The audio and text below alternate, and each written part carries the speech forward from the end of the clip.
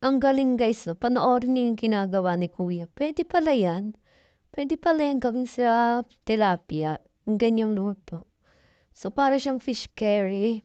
Ang galing. Napakagaling ng pagkakaluto niyang pagkakadali ni kuya dun sa ginawa niyang curry, fish, oh, 'di ba? Kasi hindi chicken curry, so siya ay magiging fish curry. Ang galing. So, gagayahin ko nga ito once 'pag ako nagluto. Kasi parang ang sarap ng ginagawa niya diyan, eh. Panoorin niyo guys hanggang dulo.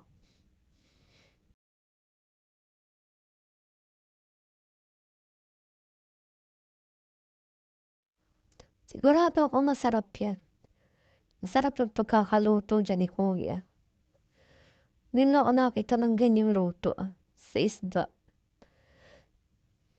Kakaamis talaga 'no, iba na talaga may kung ano-ano na naiisip natin mga luto-luto.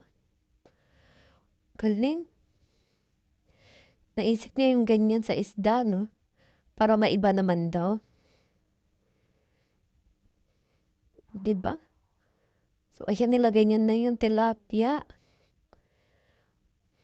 Ayan, parang masarap talaga siya tignan. Tapos in-add niya na yung patatas, carrots, hinrito niya na rin 'yan. Tapos ayan, parang ang sarap na. Hmm, naku, sa'kin 'yan makakarami talaga yung kain ko diyan guys, 'no. Oh, 'di ba? Ayan na, sarap na niyan guys.